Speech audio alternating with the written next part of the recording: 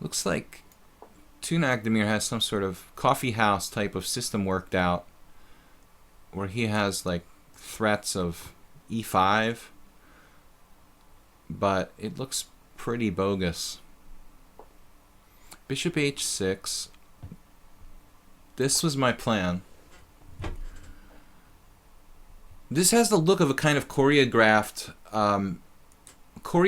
attack by white. Queen f4, queen h4, very substandard, very unusual, but potentially dangerous. You know, if you're not really paying attention with black, you could get splattered. I mean, the guy plays his knight back to f3, keeps the pieces on the board, then he plays like queen d2, bishop h6, transfers them over there and tries to mate me very subtly with like queen h4, knight g5, and I don't know what, knight d5 maybe. So it's interesting. I guess looking at this in retrospect, I feel like the fianchetto on the queen side wasn't the best plan for me. But I don't think that I'm in like immediate danger of losing. He's threatening crazy stuff like knight f5. And I think black needs to be kind of like resourceful here. I'm ready to sacrifice an exchange like in any minute in this position. It's interesting how Tunagdemir didn't move a single pawn since what, like move 3?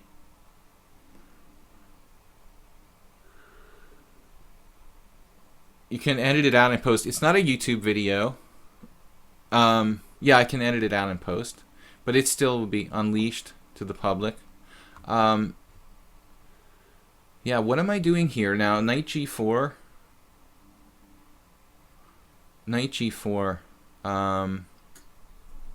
Is there some trick or something? Is there some trick why I can't go knight g4? I don't think so. I think Tunagdemir is just... Well, that's a hanging piece. I mean, is he gonna do like bishop g5? And should I be afraid of that? Like knight g4, bishop g5, h6.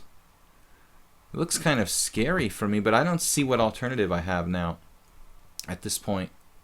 Man, I could play knight back to d7 actually. So, I mean, it's possible I have another option here. Knight g4, bishop g5 looks like h6. I mean, it's gonna get real scary, but I'm not sure. You know, okay, dude, I'm not sure. Yeah, this move, you know, I'm thinking you should have created some kind of total chaos there with a piece sacrifice, because I think here black should be okay. I think that white may have had like real chances to do some crazy stuff in that position, but now I'm not all totally convinced about white's position. White has some sort of threats for sure here. I'm even thinking about not playing d takes e because it opens the f file for white, and you know, it's not necessary. I mean, it's not absolutely necessary for me to open the f file for white. I could play knight e4, and even if I end up with a backward d pawn, I mean, I have a lot of active pieces, so it's probably safer to play knight to d4 in this position than knight to e4 than to take on e5. However, I am trading queens, no? So actually, I don't see it. I mean, you can play queen e1, no.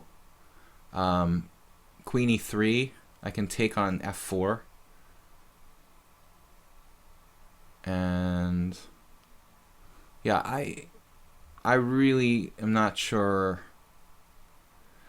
about d takes e, queen e3, e takes f4. Tunak Demir is a maniac. That's for sure. But I think that we can get away with this. The Magnus story, no, I can't reveal it. I have to save that because it's like, just has to be the right moment. I can probably sell that story to like New in Chess for big money. D takes E4.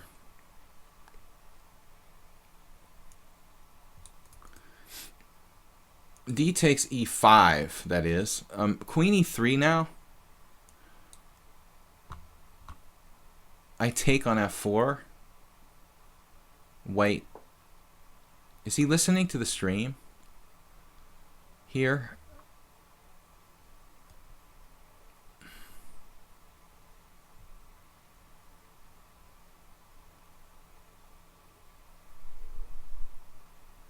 I don't see anything concrete for white. So, Tunak Demir is like sacrificing everything. That's what... Not so much, actually. He's only sacrificed nothing. No, a pawn. One pawn. I have queen c7 now, though. It doesn't look like white's attack is for real. I thought maybe queen takes f4 because you get to grab on h6. But rook takes f4 doesn't look as good. Queen takes f4 also, you know, like took away the c7 square from my queen. So I like that better. Here, you know, knight. I have like queen c5. Ooh, maybe not. Maybe I understand now what Tunak Demir is after. Maybe he's like a genius. So rook takes f4. On the other hand, yeah, I see what he's up to. It looks pretty crazy. Knight d5. Not gonna cut it.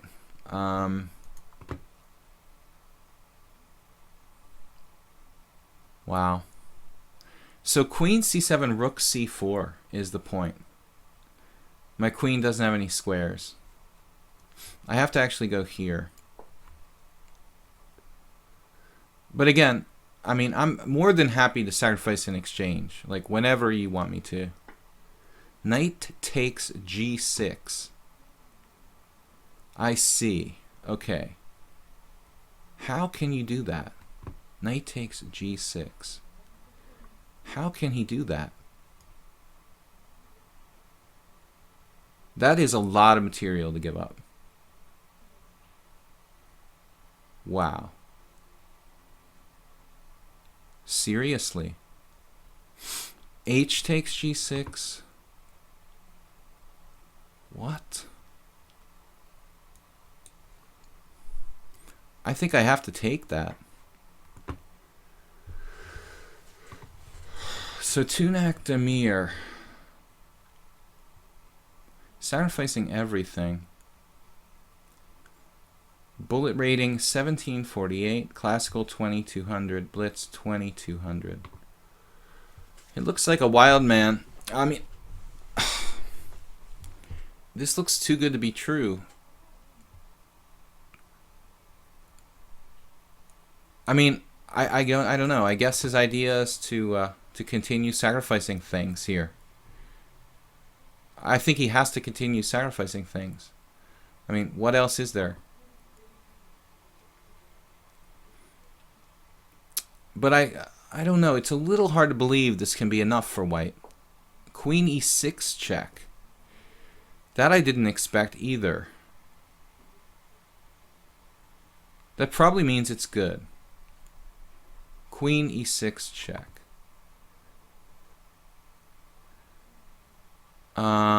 Okay. Now I have to go king h7, I guess, right? Your rook is hanging.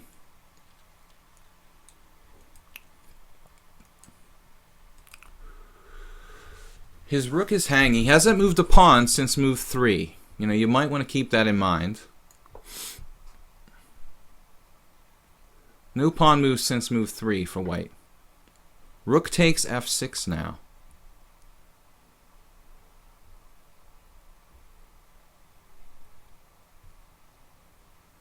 So Demir.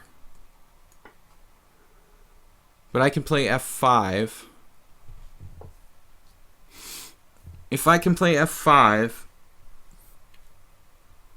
I can defend the g6 square.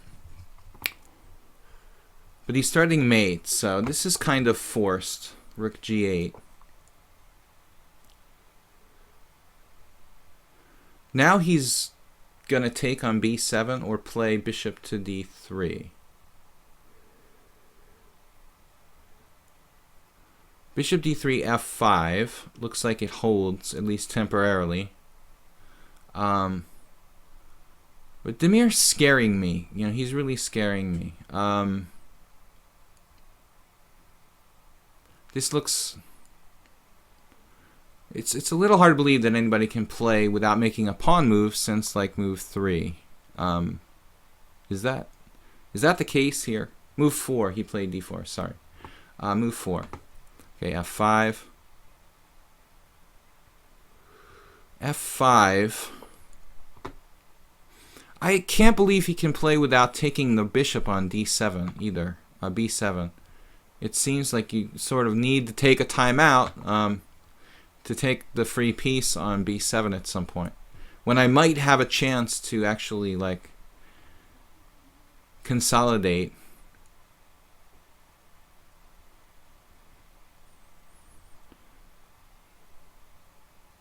I don't know. I mean, maybe I'm wrong. I don't see, like,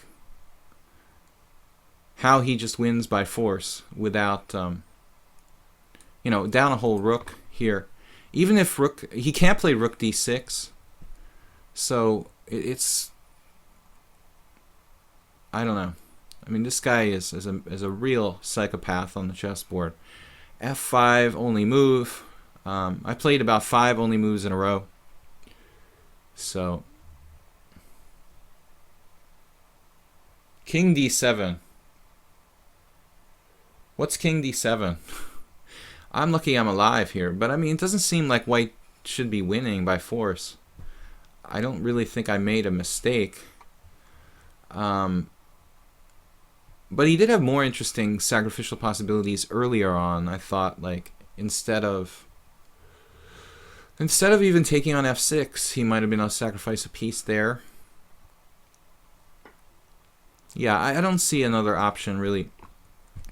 So, now this creates the possibility of white playing the knight actively. But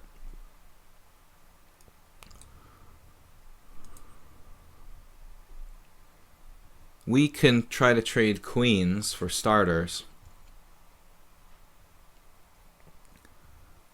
Although I'm not under any illusion that trading queens is going to necessarily, like, win the game automatically for me. He's got an exchange down, but a very, very nasty, very nasty active rook. Queen e5 threatening mate.